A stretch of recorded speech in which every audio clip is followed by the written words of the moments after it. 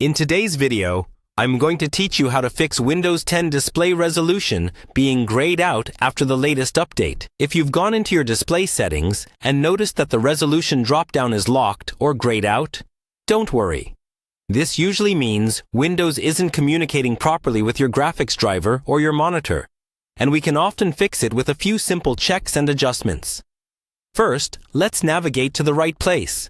Right-click anywhere on your desktop and choose Display Settings. This opens the main display configuration window. Here, scroll down until you see Display Resolution. If that drop-down is grayed out, that confirms the issue we're fixing in this video. The most common cause is an outdated or incorrect graphics driver.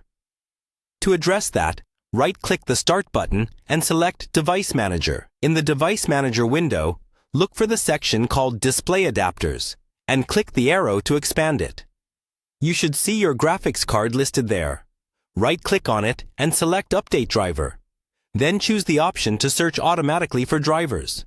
Let Windows check for a newer version and install anything it finds. When it finishes, restart your computer and go back to Display Settings to see if the resolution menu is now available. If it's still grayed out, we'll try reinstalling the driver. Go back into Device Manager. Right-click your display adapter again, and this time choose Uninstall Device. In the prompt that appears, confirm the uninstall. Don't worry, Windows will reinstall the driver automatically. After the uninstall completes, restart your computer. When Windows loads back up, it should detect your graphics hardware and reinstall a fresh driver. Then check Display Settings again. If that doesn't resolve it, the next thing to check is whether Windows is detecting your monitor correctly. In Display Settings, scroll down and click the Detect or Identify buttons if they appear.